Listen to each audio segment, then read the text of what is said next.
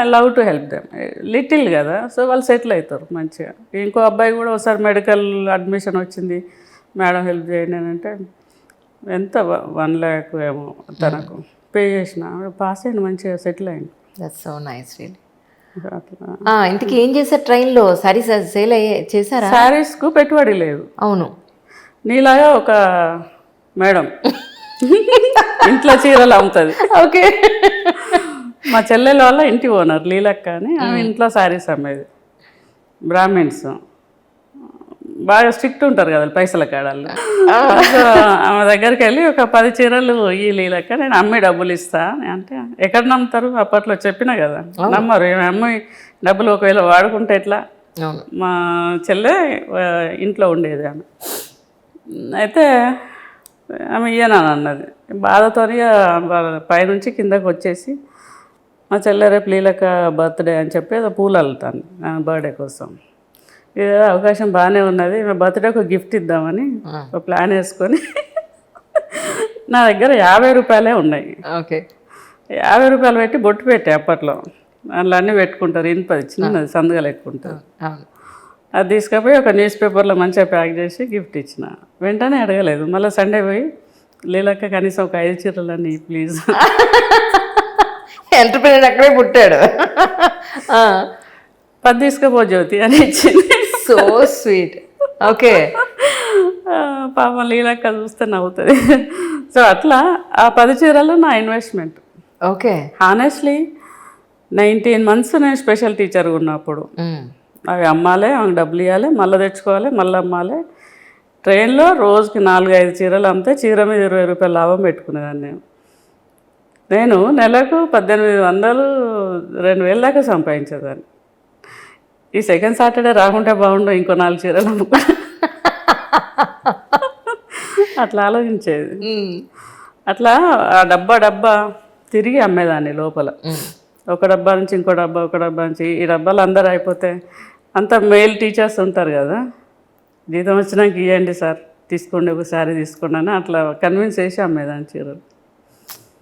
అట్లా I use that money to escalate my education. నేను కాకతీయ యూనివర్సిటీలో ఎంఏలో జాయిన్ అయినా, డబ్బులు ఫీజు కట్టుకున్నా.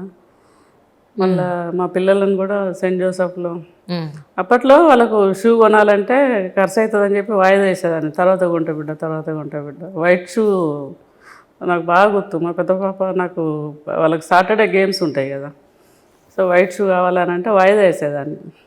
అట్లా వాళ్ళ అవసరాల కోసం 4 మంచి చీరలు కొనుక్కోవడానికి నాకు అట్లా ఉపయోగించి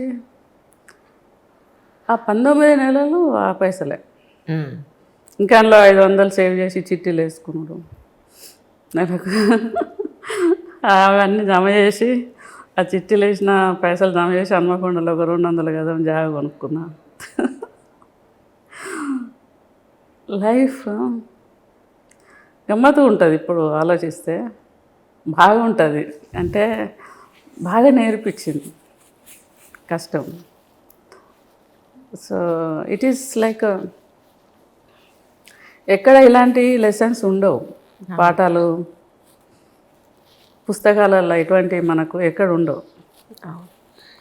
పరిసరాలు, పరిస్థితులు నేర్పిస్తాయి. సో 19 months తర్వాత నాకు రెగ్యులర్ అయింది జాబ్. రామకృష్ణాపురం అని పర్కాల దగ్గర ఒక విలేజ్, పర్కాల్ మండల్. ఓకే. నా సాలరీ వచ్చేసి 2750. ఓకే. 2750 బాగానే, అప్పట్లో చాలా ఎక్కువ మనీ కదా. సో అక్కడ జాయిన్ అయిపోయినా. ఇప్పుడు ట్రైన్ అవసరం లేదు, బస్సులో వెళ్ళేదాన్ని. బస్సులో వెళ్ళి రోజు రామకృష్ణాపూర్కు బస్సులో వెళ్ళేదాన్ని. పిల్లలు 2 స్కూల్లో ఉండే. పాపకు సైకిల్ కొనిచ్చిన, పెద్ద పాప సైకిల్ తొక్కేది, చిన్న బైసికల్, 2 పోయేటోళ్ళు. అట్లా ఇక్కడ లేడీ స్ట్రెంగ్త్ ఉండాలంటే ఒక ఎక్స్పీరియన్స్ షేర్ చేస్తాను. ఆ స్కూల్లో పనిచేసినప్పుడు, అది సింగిల్ టీచర్ స్కూల్ అప్పటి వరకు, నేను సెకండ్ టీచర్ని. ఆడ జాయిన్ అయిన తర్వాత మై ఫాదర్ ఫిగర్, తను కొంచెం స్ట్రిక్టే ఉండే సారు. ఈ బస్సు పోయినప్పుడు టీచర్లు పోతారు అప్పట్లో. ఓకే. వేరే ట్రాన్స్పోర్టేషన్ ఉండేది కాదు. ఉండేది కాదు. యా. ఏమో గుంపుల పోయడానికి జీబులు అట్లా, ఓన్లీ జీబులు అంతే. ఆటోలు అంత దూరం పోవు. ఆ జీప్లో పోవాలంటే కష్టంగా ఉండేది. పైసలు మళ్ళీ ఎక్కువ పెట్టాలి. జీప్కి అయితే ఎక్కువ అవుతాయి డబ్బులు, బస్కి అయితే పాస్ ఉండేది. సో అట్లా పోతే 15 నిమిషాలు 20 నిమిషాలు లేట్ అయ్యేది. ఆయన ఆబ్సెంట్ వేసేటోరు. బా. ఆబ్సెంట్ వేస్తే మనకు హాఫ్ డే సాలరీ కట్ అవుతుంది. మళ్ళీ అదో దరిద్రం. సో నెలకు 600-700 కట్ అయ్యేది. బాధ అయ్యేది, బాగా కోపం వచ్చేది. ఈ హాఫ్ డే నేను ఆ ఊర్లో, నాకు కొంచెం పల్లెటూరు వాతావరణం అలవాటే కదా, నేను వాళ్ళ దగ్గరికి వీళ్ళ దగ్గరికి వెళ్ళి కూర్చొని అత్త, పెద్దమ్మ, పిన్నమ్మ అని అట్లా అక్క, చెల్లి అని ముచ్చట పెట్టుకుంటా. ఈ పిల్లలందరినీ వాళ్ళు ప్రైవేట్ స్కూల్కి పంపేటోళ్ళు ఊర్లో. ఈ గవర్నమెంట్ స్కూల్లో 16 మంది పిల్లలు ఉంటే, ప్రైవేట్ స్కూల్లో 180-200 మంది పిల్లలు పోయేది ఆ ఊర్లో. ఓకే. నాకు బాధ అయ్యేది. స్కూల్లో 16 మందికి 2 టీచర్లు వేస్ట్ అన్నట్టుగా అట్లా అనిపించేది. సార్ ఆబ్సెంట్ వేయకండి సార్, పైసలు ఖర్చు అవుతానంటే, ఏం పంతులమ్మా నువ్వు లేటుగా వస్తే ఆబ్సెంట్ వేయాలి, వేయకుంటే ఎట్లా. ఓ రోజు బాగా కోపం వచ్చింది. నాకు సైకిల్ కూడా తప్పుడు రాదు అప్పటికి. టీవీఎస్ చాంపు షోరూమ్కి పోయినా, చక్కగా పోయి ఈ చాంపు అంటే నెలకు ఎంత కట్టాలి లోన్ తీసుకుంటే, నేను గవర్నమెంట్ టీచర్ కదా, లోన్ వస్తుంది. వాళ్ళు లెక్క అంతా చేస్తే 675 రూపాయలు నెలకు కట్టాలి. ఇదేదో బాగానే ఉన్నదని చెప్పి, నాకు రాదు అసలే. షోరూమ్ అబ్బాయి ఇంట్లో బండి పెట్టిపోయింది. కరెక్ట్గా 21 రోజు వరకు ప్రాక్టీస్ చేసి నేర్చుకున్నాం. 21 రోజుకి ఇంట్లో మీ వారి పరిస్థితి ఏంటి ఆ టైంలో? ఇది బండి కూడా నేర్చేసుకుంటుంది, ఇక్కడ ఉంటుందా? పొద్దున్నే 4 గంటలకు లేచి ఆ చుట్టూ ఆ స్కూల్లో ఆడ గ్రౌండ్ ఉంటే పోయి నేర్చుకొని వచ్చాను. నేను చదువుకున్న స్కూల్ ఆడికి దగ్గర ఉండే. Okay. Lashkar Bazar girls high school, government school. So అక్కడికి వెళ్ళి ప్రాక్టీస్ చేసి, హానెస్ట్గా నాకు తెలిసి నేను పోయిన సెకండ్ రోజే సార్కి ఆబ్సెంట్ వేసిన.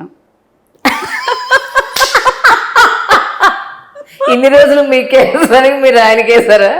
Okay, so nice. నాకు వ్యవసాయం పని ఉన్నది. ఆ పొలం కాడికి పోయి కొంచెం ఇప్పుడు తెలుస్తుంది నీకు ఆ బాధ ఏంటో. పాపం ఏమైందంటే, ఆయనే అక్కడ నుంచి ఆయన ట్రాన్స్ఫర్ అయ్యేదాకా ఎంబడి పడ్డా నేను. ఈ ప్రైవేట్ స్కూల్ క్లోజ్ చేయించి ఈ పిల్లలందరినీ, అంటే నాకు ఊరోళ్ళంతా పరిచయం అయ్యారు కాబట్టి, ఆడ ఊరోళ్ళందరి హెల్ప్ తీసుకొని ఒక కమిటీ వేసి వాళ్ళతోనే డబ్బులు కలెక్ట్ చేసి, ఇక్కడ 4th నుంచి 5th 6th 7th దాకా పర్మిషన్ తీసుకొని ఆ ప్రైవేట్ స్కూల్ క్లోజ్ చేయించినాం. ఆ ప్రైవేట్ స్కూల్ ఓనరు వార్నింగ్ ఇచ్చి నాకు, నేను అంత చూస్తాను, మంచిగా చూడు ఏమున్నదిలే, అన్నలు నాకు కూడా తెలుసు, నేను కూడా చెప్తా అని.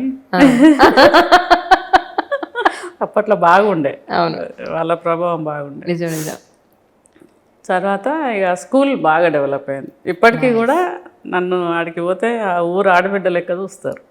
నా పిల్లలు అమెరికాలో ఉన్నారు ఇప్పుడు. ఓకే. అప్పుడు స్కూల్లో చదువుకున్న నా స్టూడెంట్స్ కొందరు అమెరికాలో ఉన్నారు ఇప్పుడు. బాగా అగ్రెసివ్గా ఉండేది. ఇది ఎందుకు చెప్పినా అంటే, పరిస్థితులు ఎప్పుడు మనకు అనుకూలంగా ఉండవండి. అవును, మనం మార్చుకోవాలి. అయితే కష్టం వస్తుంది, అందులో ఇబ్బంది వస్తుంది, దాన్ని మనం మలుచుకోవాలి, ఫేస్ చేయాలి. ఇబ్బందిని ఫేస్ చేయకుండా సక్సెస్ని కోరుకోవద్దు. మనం ఎస్కలేట్ మనం ఎదగం, రిస్క్ తీసుకోకుండా ఎదగం, కంఫర్ట్ జోన్లో ఉంటే ఎదగం.